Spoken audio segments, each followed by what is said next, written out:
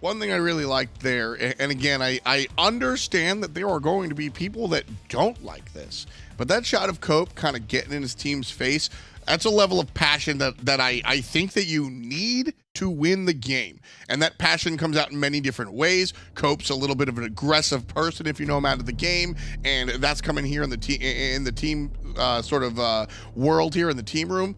I'm not only okay with that, I like that. Clearly, Armada needs that leader, in my mind. I mean, you watch them throw away a chance to win a game against Rival earlier on. You watch them throw away a game against Oceania earlier on. I mean, they need the strict parent in this sense. Tough love is what Armada needs, in my mind. And it's working out for them. Now it's starting to really show through that tough love that Copebby is. And we talked in the picks and bans about how Thanatos, Thor, and Ratatosk are all kind of those semi-gods. You talked about how you wanted the Thor. I think the reason that Tom pointed out, the surveying option of Ratatosk, I think, is what makes him so strong for Cope, because he's able to stay up in the air. He's able to maneuver himself around, get around these corners that these other two gods really can't. LG right now, they've banned out the Pele. Armada have banned out the Mercury. And now we're looking for the second ban. Erlang Shen is on the table. Freya, there's certainly a number of gods that you can go for. LG in that first selection, though, they're certainly probably going to be looking for those.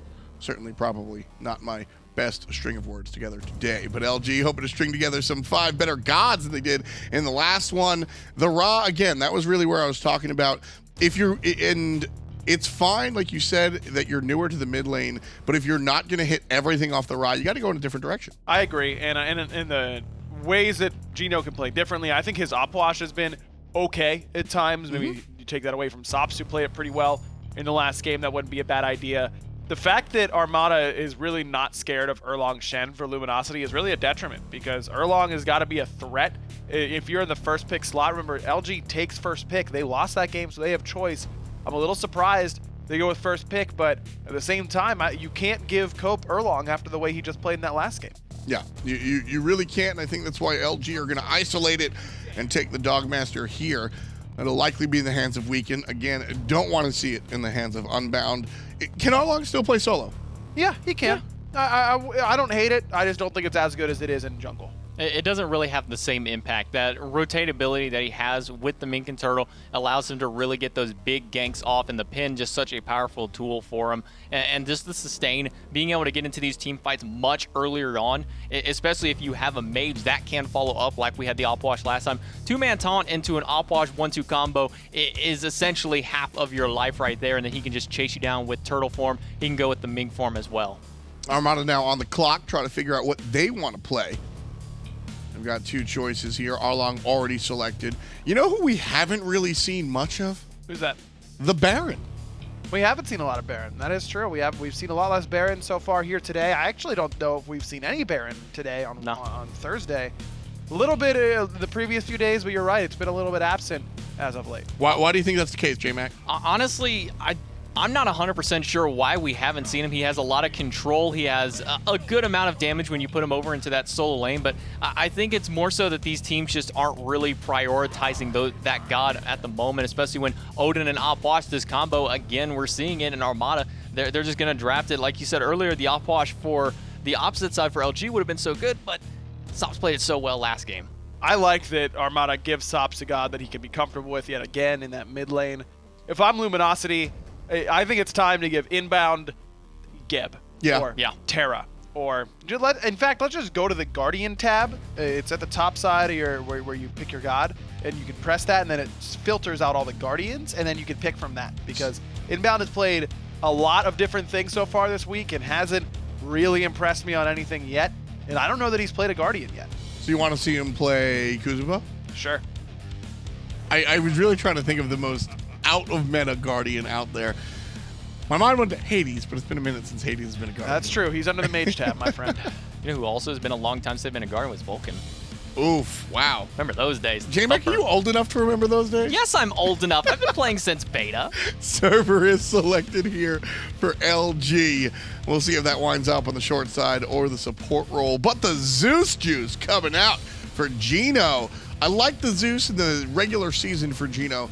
You, obviously, a fan of the old man. How you feeling here with Zeus? I think he's talking to you, J-Mac. You're a big Zeus fan. Everyone knows that. Really? Yeah. Am I? Well, I guess I'm okay with a Zeus fan. I have played him a little bit. No, this is a bad I've played bit. him a little bit. J-Mac, I've played him a little bit. I've heard you're the Opwash fan, though, so tell me a little bit. Wrong. Okay, so Wrong. Zeus is the best. I love Zeus. And look, if Geno can't be hitting raw snipes, let's just widen that out a little bit. Use a lightning storm. I think this is the right idea. It's still good follow-up with the Erlang Shen. You've got good peel with this Cerberus. I would love to see Athena solo paired with this to give Zeus a little bit of extra protection with that Defender of Olympus. We'll see if that's where Luminosity even has a chance to go. But so far, I like what LG has. First round of the draft's done. LG take Erlang, Shen, Zeus, and the Cerberus. Armada respond with Odin, Puch, and Terra. I gotta say, I'm really enjoying what I'm seeing on the right side of my screen right now. Odin locks him in, Puch empties the crypts, and if anybody winds up getting out of there, Terra's gonna pick up the stragglers. That's really the big deal with this Armada composition is if somebody gets out, we have a backup plan, and I need to see something more than just the Terra to be the backup for it. Some kind of hunter that's really good at picking up stragglers, and an assassin that's really good. I wouldn't be surprised if we saw the Ratatosker again, unless LG decide to ban that away, but instead, Fenrir and NotGeno taken. Again, focusing out Cope is the way that I'd be going if I'm Luminosity, but there's so many good junglers right now that it's pretty hard to exclusively focus him out, even with already 4 banned and another, basically an Erlang Shen, picked off the table. There is just no way I see Armada giving Odin over to Cope in this game. I think that's going to be in the support role for Sibyl. Let Bruh take Terra into the solo lane, and let Cope do something else in the jungle, because he's got to be the guy doing all your damage. That's one of the nice things about Cope's sort of eclectic god pool. When you can say that 2 of your better gods are a Wheelish and Thanatos, it's rare that they're going to be banned. If they are banned, it's specifically against you, and you can take that as a win to grab yourself a higher-end character. Thor, available now since the Trouble Puddle not going to be there. The silence from the Nox is what kind of dissuaded Armada from looking in that direction we postulated last time around. So we'll see where Cope goes, because if you didn't take our word for it, the Access Replay post-game stats showed you that Cope is the hard carry for this team, and he's got to perform if they're going to win. And I like that Armada are going to give him the last selection here. SmiteVOD's Xbalanque, one more time. We're going to see the run back up and see if he can have the same performance that he had last time. But I agree 100%. Let Cope be the final selection to see what he needs. We're looking at Morrigan. I'm saying this is going over to Kiki, no questions asked. Yeah, this is going to Kiki, I think, in the solo lane. And I was going to say, give Kiki something weird in the solo lane to let him go off and do something a little bit different, because the way the Luminosity is operating right now isn't good enough to win this set. So change up your strategy, give Kiki something weird that's one of his strengths, and let him try and go to work. Got to agree with that one. Ymir being hovered right here. This would be an interesting look for sure. We know where Xbalanque is going. We know where Puch is going. Odin, Terra, this will be Ymir Cope. here. This will be Cope Ymir jungle. If Yes, this gets locked. I think so. If this gets locked in, it's a Ymir jungle. Now thinking about the Sobek, don't think we're going to see the Sobek jungle. And it's locked in. Does that mean we're going to see what you thought we weren't going to see? Yeah, Odin jungle, it looks like. And Odin jungle can be a carry position. I mean, Ice Ice Baby's carried a lot of games with Odin jungle for Team Rival, but at the same time, I don't know. I just think that you're taking too many tools out of Cope's hands. I'll agree with that one. Odin, we have seen, you mentioned Ice Ice Baby. We've seen Odin in the short lane being the Transcendence. Odin has been a thought process. His damage falls off with Transcendence. That's no longer the case. We might see that. It's a very interesting thought process here. I definitely expected a harder carry for Cope.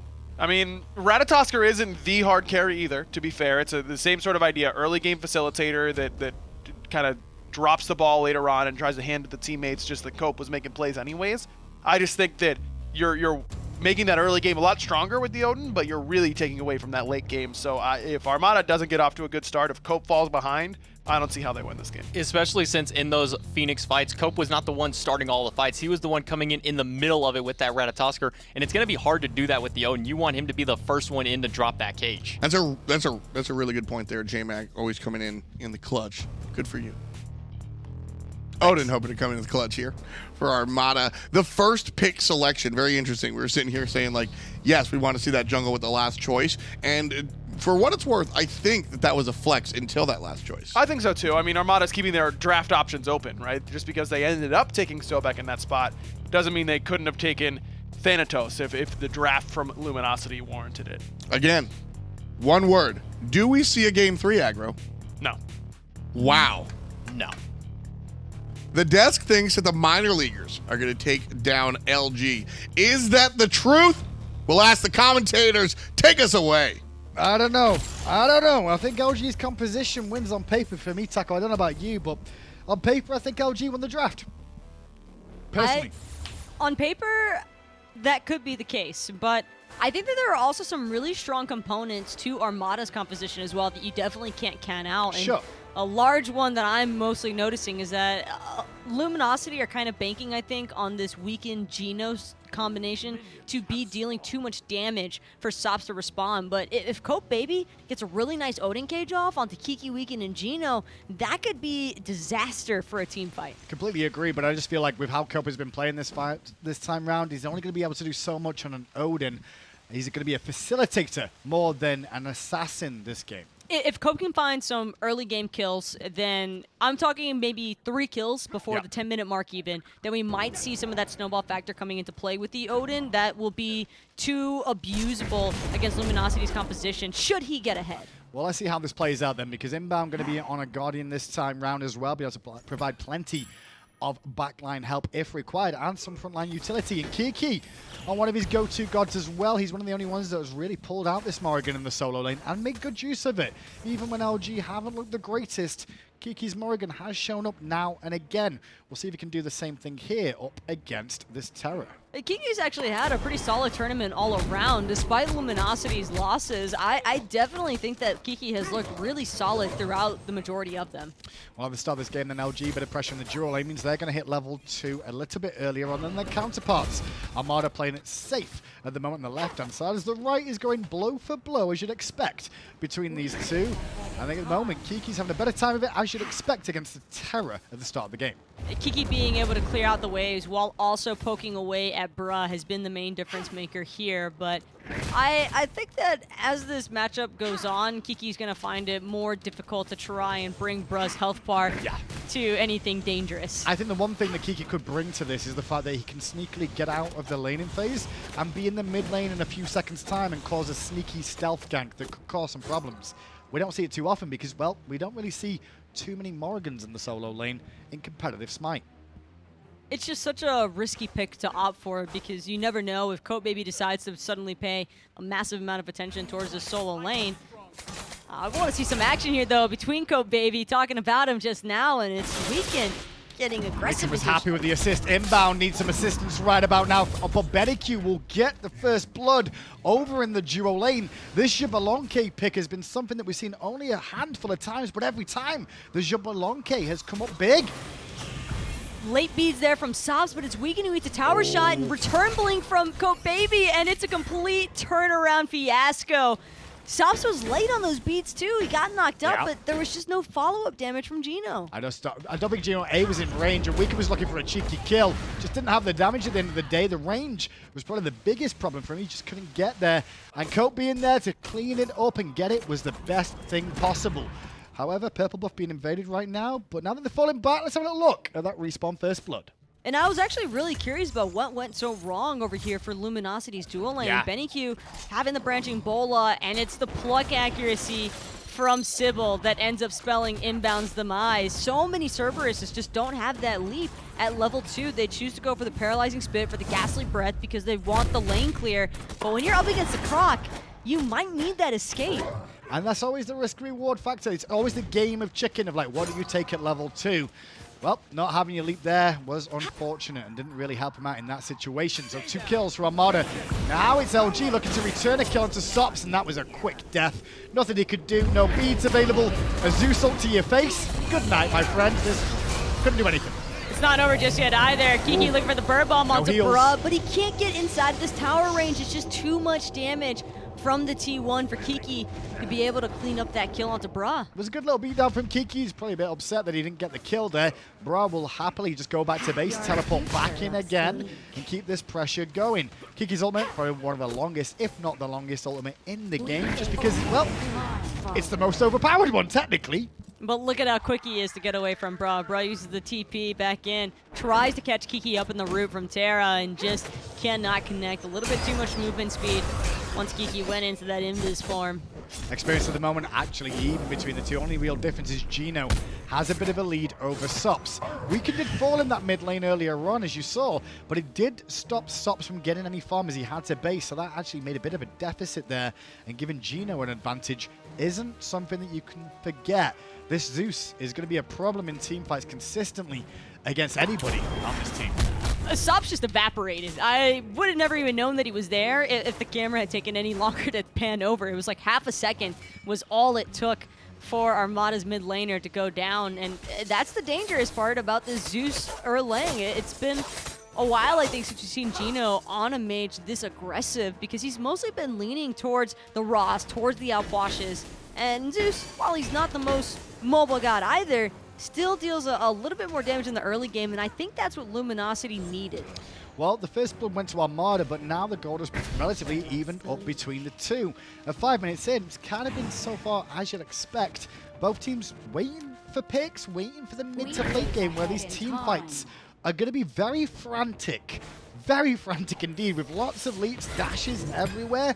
It's all about who stays in position or gets out of it more often than not. One problem that did just cross my mind, though, is the fact that Copebby can't really go towards this dual lane for any real gank opportunities. Both Inbound and Clout just have so much survivability in the early laning phase, and if they have even one ward, they're not going to have to worry about these Odin rotations. So that kind of only leaves Cope with two options. You either gank the mid lane, or you gank solo lane. If you gank solo lane, then Luminosity might choose to respond with an early pull onto the Gold Fury. They do have a Hou-Yi and a Zeus. That's plenty of deeps if they need be for burning out that objective early on. Definitely a tricky situation this time for Armada, having to play more as a unit as well is going to be what's required here. Kiki keeping this pressure onto Bra, but Bra does have a bit of a lead here in terms of experience so far, even though Kiki just continuing to force him back to base time and time again. This time, Bra does not have a teleport, so he's trying to hold on and resustain and make sure he doesn't miss any experience. You think if Kiki gets Bra... Oh, hold that thought, though. Geno trying to use that Lightning Storm to stay alive inside of the Odin cage, but it's Copebby who's waiting with the Bird Bomb underneath. 2 kills for Sops. Quick and easy. Inbound trying to jump in and help with Peel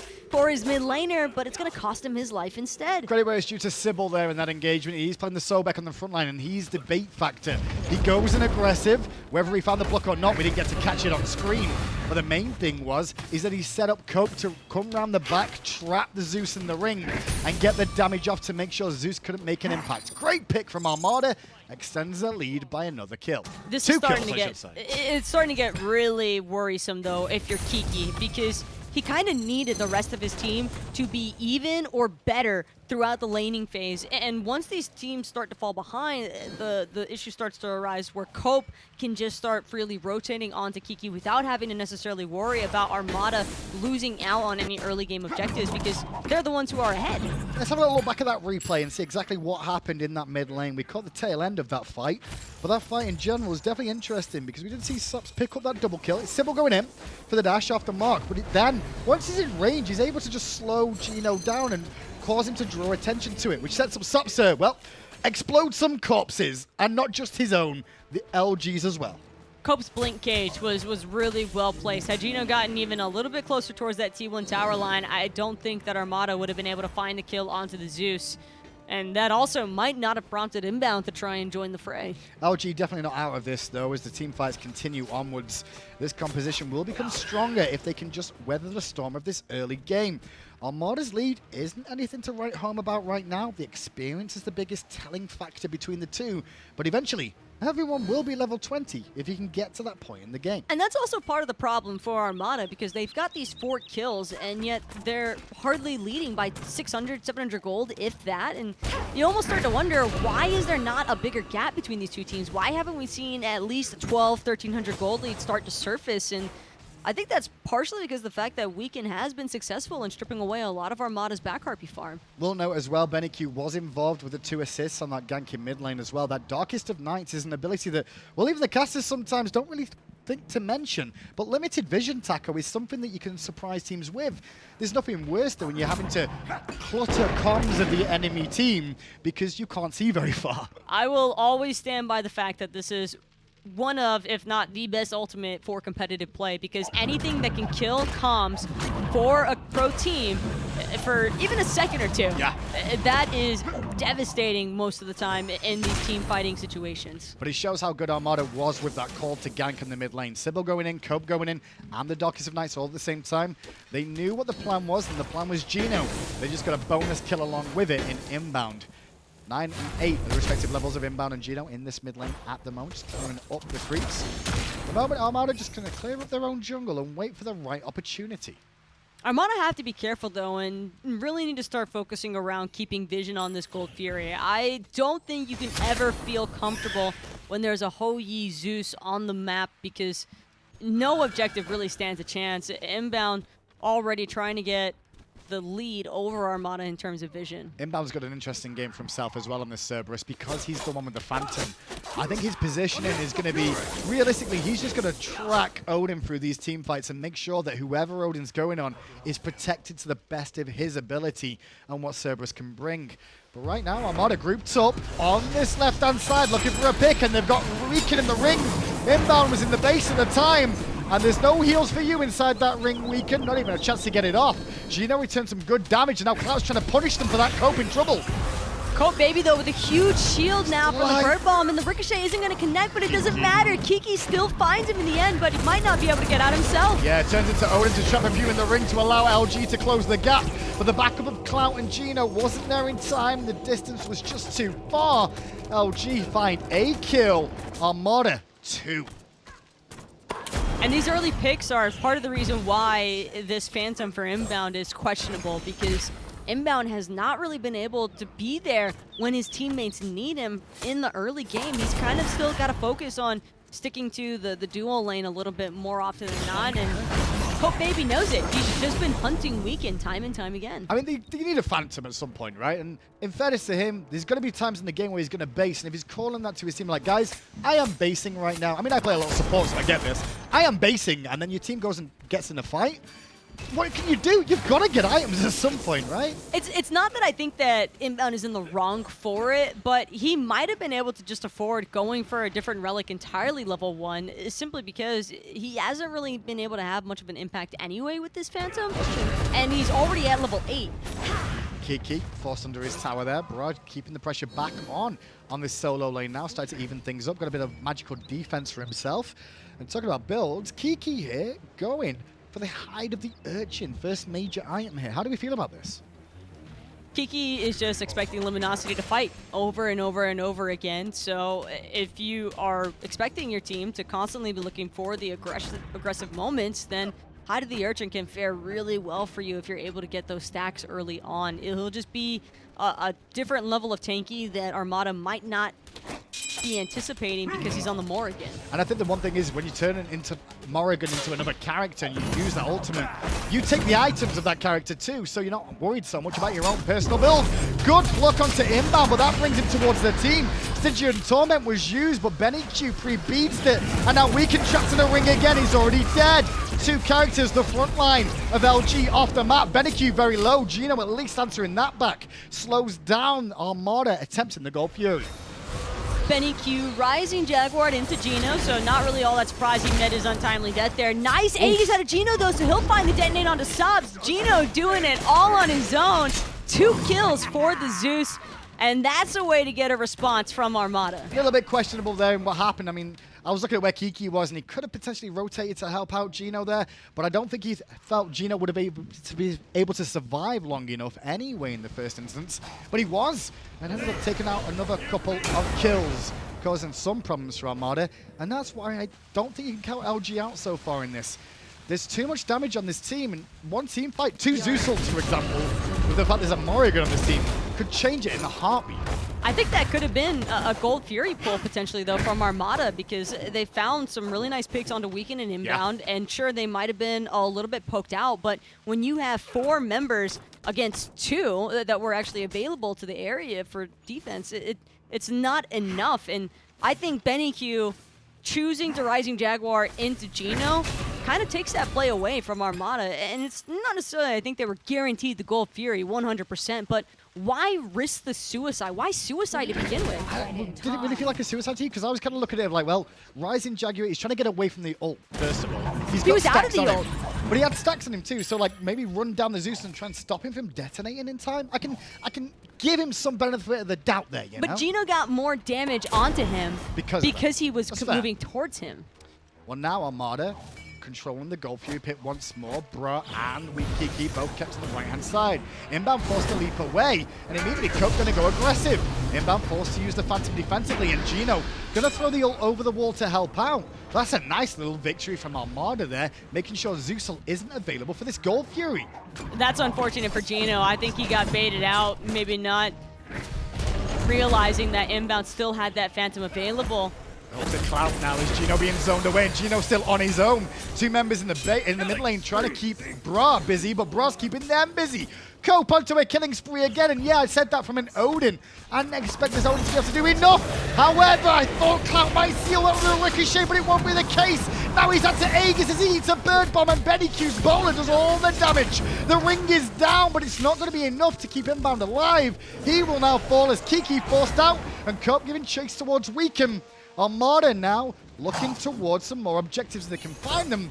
Really, only towers available to take. Armada are just smothering Luminosity. They are full 5-man grouping into this LG roster, and LG, they don't have time to think. They hardly even have time to respond, because by the time they all get to the same area where the fight is taking place, Inbound has probably already died.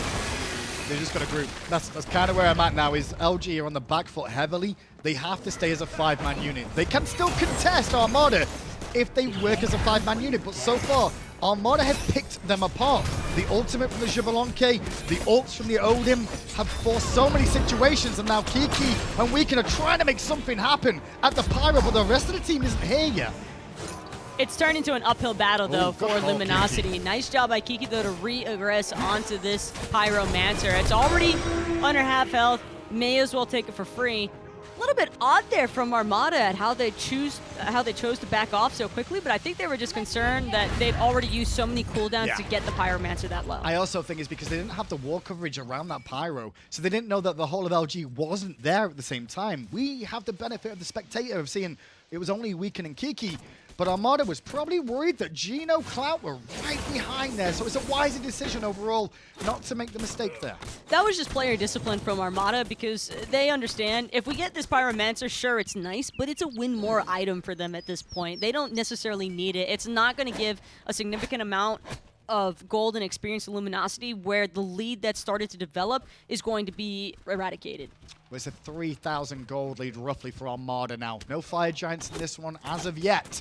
The first one in the last game, I believe, was around the 18-minute mark, so we could see if that is an opportunity. At the moment, LG just trying to defend what they have, and really all they have left is the towers at the moment. Kiki trapped in an awkward spot, but turns into Odin, looks for a bird bomb. A beautiful pluck from Sibyl, denies that option. Cope, meanwhile, takes more damage than bargained for, but still manages to survive the burst from Geno, whose ult was consumed there too. Now it's Clout versus Geno. Clout and sBennyQ still trying to go in for this 1v1. Clout actually going to jump into the Xbalanque, but a great Aegis from sBennyQ is going to keep him safe and sound from that dive bomb. And Clout, probably a little unhappy that he's not going to be able to walk away with that solo kill, but getting both of the Xbalanque's actives are a pretty nice consolation prize. Risky fight for both of them there, in my honest opinion, because you lose that trade and you're probably losing that tier 1 tower or putting pressure elsewhere on the map. More to lose for sBennyQ than Clout. If I'm in Clout's shoes, that's probably the trade you want to take, because he's already behind. I would not like to be in Kiki's shoes right now as he gets rotated on by 3 members of Armada. Make that 4 as Cope is here before anyone else can get there. The bird bomb's good enough to give Cope his 6th kill of the game. And now on the left-hand side, with Clout still being here, Armada are in prime position to start the Fire Giant. sBennyQ did dash into the Fire Giant pit, and Luminosity, they have to know. but I think that they're just willing to give up this Fire Giant. They'd rather take their chances underneath their Phoenixes, and I don't blame them, actually. They've already lost Kiki. Their best odds are to try and get as much gold as possible from pushing out into these T2 towers.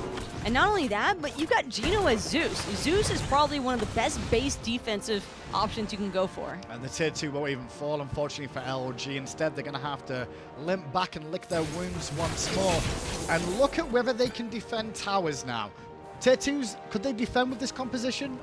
Or is Armada just too far ahead? It's probably not worth the risk underneath the T2 towers, because if Copebby is actually able to cage everybody out, then you're just out of luck. I mean, Geno is still pretty farmed. He's ahead of sops so far this game. And his build is good for a Zeus in the mid lane to cause some problems. If anything, you probably want something other than the spear, I would say, considering the situation. But he's still going to cause some issues. Kiki is trapped in a ring. He needs some help, and he's getting it. Cope's ultimate now been consumed. Kiki will survive. Thank goodness he's tanky. We were just talking about Geno's damage, and got to factor in Sops's as well. And that's part of the dangers, too, of dealing with this Armada squad as they push or make their way towards these Phoenixes. Because even if you want to stay underneath your T2, I don't think that I would want to absorb and unleash the Crips from Sops right now. It's a bit of a trap in the jungle being set, but Copebby's the nearest one to it. And he has a Magi's Cloak, which was consumed there, but prevents some of the CC. There's not a lot of hard CC on the side of LG, or at least easy to confirm. 5 on 5 then, but Armada have the Fire Giant. Minions will go down relatively quick from both teams with how much clear these carries have. I think Luminosity are trying to see what they can get away with in terms of defense. If they can find Poke, it's awesome. Sibyl, though, might have bit off a little bit more than he could chew. Forced the puck away from this tower, but they got the Lightning Storm. Now Kiki looking to trap everybody from Armada. He does do a good job, but Inbound under pressure has to use his Phantom, which leaves Kiki all alone. The ring from Cope denied access for Kiki to get back to his team. And so with him falling, the tier 2 will fall shortly after. The question is, do they go for a Phoenix knowing that Kiki's not here? And Geno and Clout also use their ultimates. Looks like that could be the call. And this is the danger of having tried to play defense into Armada's T2 push, because Armada, okay, I thought they were going to maybe try and shove into that right side Phoenix with Kiki still being down for a little bit longer, mostly because they're also missing out on that Zeus ultimate and Clout's ultimate. Both of those are really big defensive options here for Luminosity. And it's also kind of a damage check for Armada. Better safe than sorry, though, I guess, if you're an Armada player right now. Why make a small mistake in that instance of going for a Phoenix when you can get more gold from a tier 2, take the Gold Fury, and keep control of this game? Armada are looking to eliminate their North American SPL brethren from the tournament and to end their season. I'm so impressed by them so far. Like, this is such a turnaround for me, and it's been led by the guy on your screen, Cope, but the rest of the team has really come through in Game 2. I think that this is huge credit to Cope, because he has not only had strong leadership skills in-game with leading the charge in terms of getting his team ahead, but outside of the game as well, he's gotten his players to focus in on these matches and to stop with the trolling. And that's been a big issue for Armada. This season been corrected, or at least for now.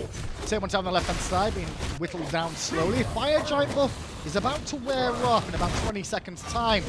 They could probably get a tier 2 here as LG look to respond by getting a tier 2 of their own. And I think that'll be okay from LG's point of view, just to get some gold in the coffers and get back to defend. Luminosity, with their response, they were trying to shove for the T2 tower, but they realized Armada's making this push way too quickly, and with only Geno left to play defense, Luminosity were threatened for a second there, but luckily enough, the Fire Giant did just happen to wear off, and since everybody backed, and Armada could tell that they all back to base, they don't want to take their chances. Like you just mentioned earlier, Hindu, why risk it? Yeah, why risk it? And I think Armada make the right call there, because by just showing presence there, it makes Luminosity make the call. Do we really want this tier 2 tower? If we stay for the tier 2 tower, that means Armada can look at going for the siege on the Phoenix, knowing that 1 or 2 members will be struggling behind and not be there for the initial fight. Good call, though, from both teams in the end, just to get back and defend. But LG only have Phoenixes remaining, and This is where we've seen a lot of teams struggle before on Phoenix Sieges. I think another really big problem, though, for Luminosity isn't so much the Odin cage, but it is sBennyQ's Darkest Night. It's so problematic when you're trying to... For Kiki, for example, he goes in to initiate underneath that right side T2 defense, and the next thing you know, there's an Odin cage, but then everything goes black. So even if Luminosity wanted to follow up, they couldn't tell where their cooldowns were actually being fed into. Yeah, the composition from Armada has really just come together. They've executed it well, in all honesty. I was a little bit suspect on the fact that we were leaving a lot of the damage up to sops and sBennyQ this game as their real damage dealers, but they've worked hard as a unit, and it's really showing, whereas LG, I've not seen a team play yet. I really haven't. The closest we've seen to it is Kiki initiating for the team, but Cope just denied the option of LG getting involved at the tier 2 on right. And now it's up to Phoenixes alone. Bit of gold though in the coffers of LG on that left-hand side, which is quite important. And everybody needs to get back to defend now. All relics available. Everything that LG can muster is available for them on this defense. The question is, can they get the picks? They need to bring down Benny. He's the most important one because he's the one with the Phoenix damage. Clout already going to use the Sunbreaker pretty early on. That was just for the first wave that came through. Everything from here on out is going to be off the back of Geno. So it's just a little surprising for Clout to have expended that ultimate so early. Comey's weakened in the mid lane. Third bomb in place just to clear out the creeps more than anything else and keep Weaken busy. Keep an eye on Sibyl. He's always going to be looking for the pluck if he can find it onto a prime target. Kiki may not be that target though, but now the Magi's cloak is down, it may make it a little bit easier to get towards that tanky Morrigan. Sibyl walking in, sBennyQ gonna pop the ult. Kiki leaps in, turns into the Odin, and drops the ring down. Inbound after the fact burns a couple of beads, but both Weaken and Inbound's health bars are dropping completely too low. The Crips from sops did so much work, and sBennyQ will take down Weaken, and then the Phoenix. Armada didn't chase. I cannot believe what I am seeing right now, Hindu, because they actually did not chase after Inbound at 10% HP, and if that isn't one of the bigger signs of growth from this LAN event, I don't know what is. I actually think it's because Cope would commit murder if they did. Cope probably would have killed every single one of them on the spot. We would have had to change it out of screen for a second there. LG then, 2 Phoenixes left, 4 members left to defend against the Armada. Blink from Sibyl will get Clout speeds. Sibyl got bursted down by Geno though, and the ringers actually helped him out for a second. Phoenix falls, and Kiki under pressure again. Clout gets taken out by the dot damage of sops. This could be it! The North American minor league team are about to eliminate Luminosity from their dreams of going to DreamHack. And this is only getting worse for Luminosity as they are watching their land chances go right out the window. And Armadas are about to stay alive. Geno trying to put up the last defense, but it's just not enough. He's going to end up falling alongside of that Titan. Armada take it in 2 games up against LG. If you came in today and asked that question, who would win? I think the vote was 50-50 in all honesty. After that performance, Armada deserved the victory they get there. They outplayed LG every step of the way, both game 1, both game 2, and that man is a true captain on your screen. Copebby, I don't know how he's not in the SPL. I'm pretty sure he will be next season if he keeps performing like that. Fantastic performances all around from Armada, but especially to Copebby. This man has definitely stepped it up since the very first time he ever came into competitive play with that Allegiance squad, and now here today, he's here defeating Weaken. I'm gonna say, funny enough, it was Weaken that brought Copebby in, and everyone was like, Dan's game who, right? At the end of the day, when Cope was in, he didn't have the most success in the solo lane overall, but he has found his love of the jungle, and in a good spot too. Him Weaken bros, as you'd expect. But a big victory for Armada. Commiserations to LG. It's time for their season to end. Minor league for both Europe and North America, though, kind of making waves here. I mean, for both of these teams to really step it up to this level at LAN, to even be able to overcome their SPL brethren, that's pretty impressive stuff. In the grand scheme of things, though, it's no disrespect towards the SPL teams when I say this, but the level of passion the minor league teams have for this, because they want to be pros. They want to show the world they've got the talent to compete with the big boys. and they get one shot, and they are taking everything they can from it. Well, Cope's making sure his team takes it now. It was getting a little bit questionable the other day, but after we saw Cope on the verge of murdering sBennyQ, I think that's where everything changed. A very interesting day, all in all. 4 sets down. It's been a really interesting game between the two overall. Taka, what's been your highlight? I think my favorite was probably Cope in the game 1 with a Ratatoskr. That Ratatoskr gameplay was just so clean. And also to that Sibyl pluck. That was a pretty sick Sibyl pluck onto Kiki when he was trying to transform the Morrigan into the Odin. It was right by the mid-heartbeat section on the right-hand side. Well, let's get it back to the desk to break down everything we've seen today and to look forward to tomorrow. Wow. Sometimes that's all I have to say. Oof. Yeah. I'll toss an oof in there.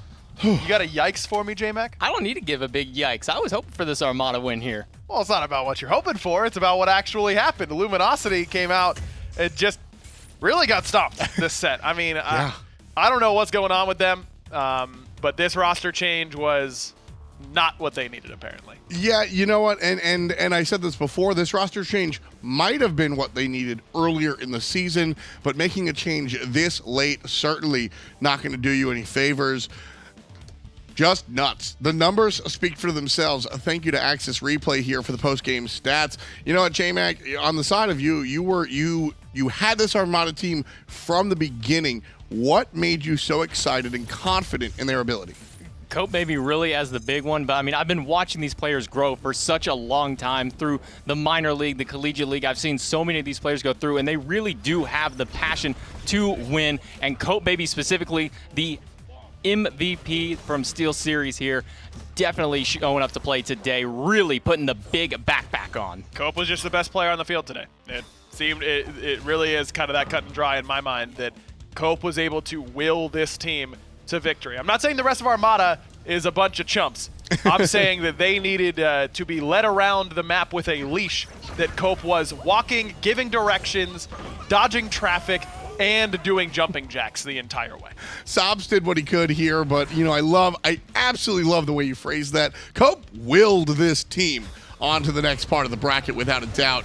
We obviously saw him speaking to his team and how passionate he was in that moment, and I think that sort of leadership, I talk a lot about the stuff outside of the game, and this is exactly why I do so. The attitude, the leadership, the approach to the game, the seriousness with which Cope approached this week, I think is an important part of what Cope was able to do.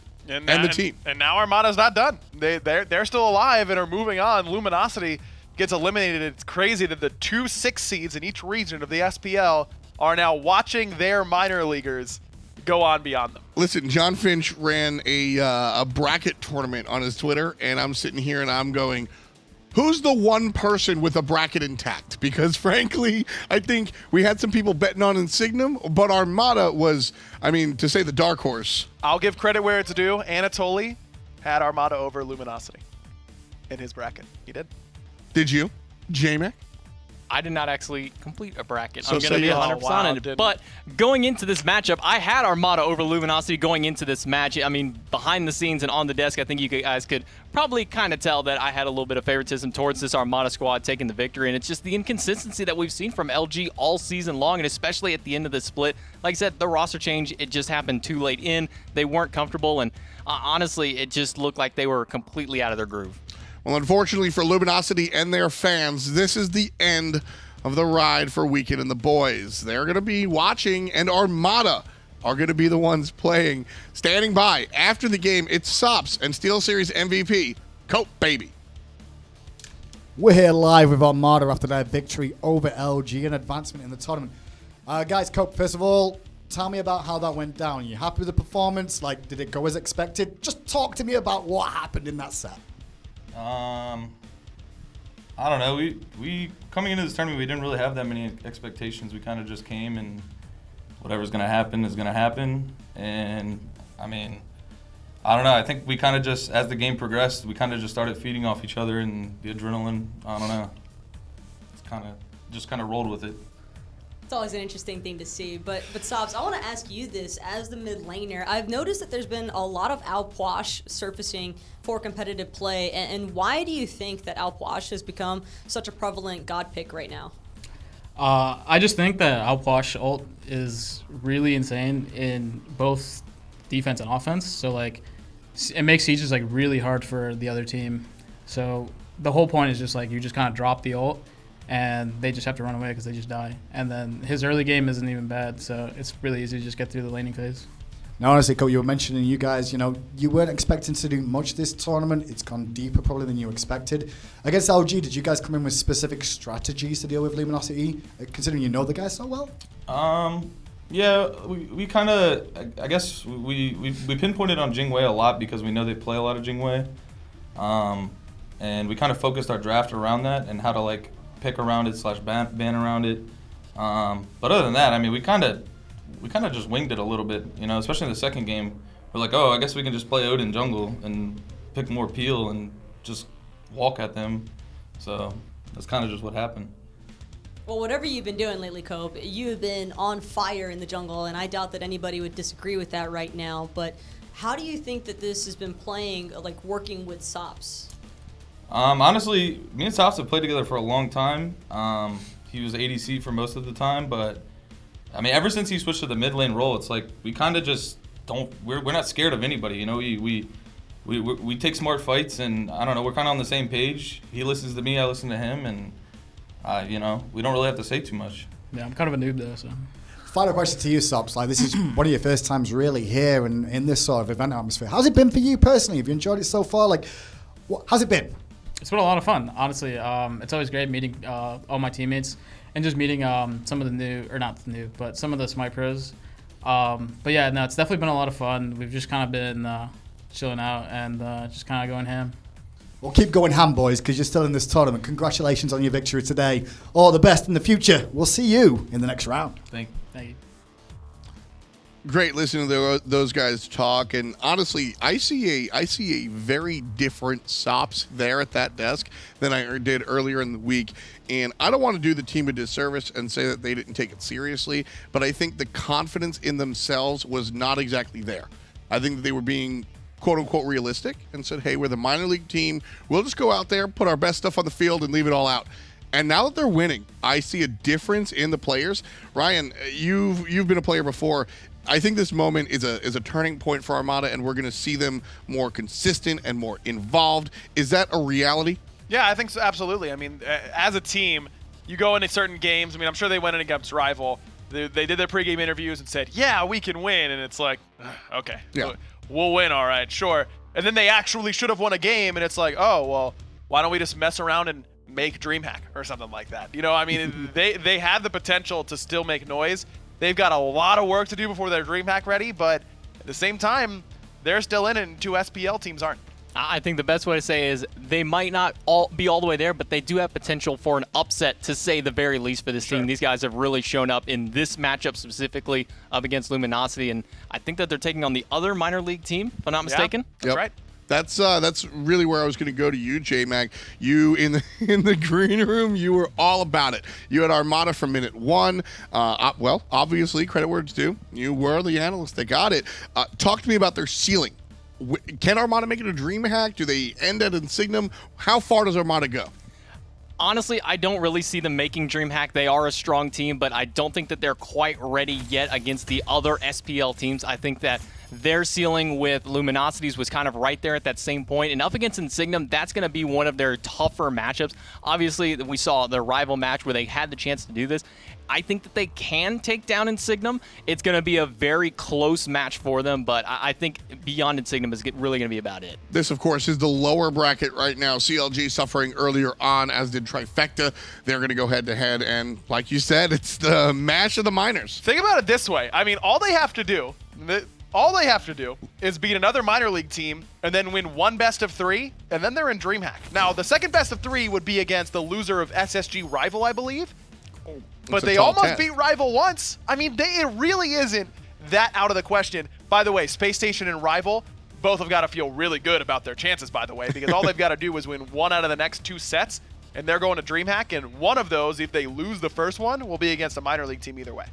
But we have to remember that if Rival does get knocked down there, it's the potential for the rematch. If Armada does make it over Insignum, that's going to be a really good matchup for tomorrow. But Obey Mouse is another match that we do have to be looking out for.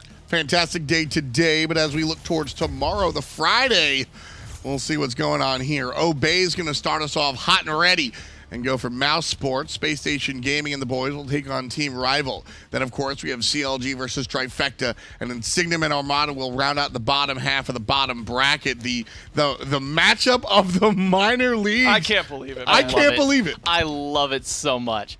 Tomorrow is going to be some of the best games of Smite that we have seen this entire week. I absolutely believe it. What are you expecting to see? What is your match to watch tomorrow, J-Mac? My match tomorrow, honestly, is CLG and Trifecta. We've seen them going back and forth so many times during the regular season. I think that that's really going to be one of the big hit-home matches. And SSG Rival, that's easily my number 2, if not my number 1. I've got SSG Rival. I mean, that's one of the top seed in North America up against Rival. There's a team they haven't beat in forever. I mean, SSG also hasn't beaten a European team in forever up until they beat SK, so if that counts, then maybe they can use that to break the curse against Rival as well. Can't believe I'm saying this. I really want to see the minor leaguers play. I want to see I want to see Insignum and Armada go up against each other to see really who is cream of the crop. Of course, if you're just joining us, why are we playing here? We're starting to set the table for DreamHack. November 16th through the 18th, that's the World Championship. And all these teams fighting for their spot here. All you have to do, if you want to join us in downtown Atlanta, is buy tickets. hi-rezexpo.com. You can secure your ticket to the tournament and make sure you catch all the action live in person. It's going to be a really exciting event, not just for Paladins, but for Smite specifically. Also not included in there, I always got to throw this in here. The College League will be there as well. University of Illinois taking on the Canadians, Carleton University. That's going to be one of my go-tos. But obviously, the Smite World Championships is going to be massive. I mean, Meerkat playing on stage is more important than any Smite thing that we could ever say. For sure. I mean, that's pretty easy. This is where I close the show. Thank you. Fantastic Good. Thursday. We've had some crazy upsets. Still can't believe that Weekend knocked out by his best friend, Copebby. That one certainly going to sting. But for myself, Aggro, J-Mag, everybody behind the scenes, and Peckies, we wish you a wonderful night, and we'll catch you tomorrow. Peach it. HRX is brought to you by hi-rez Studios, iNap, Mixer, Alienware, and Skillshop.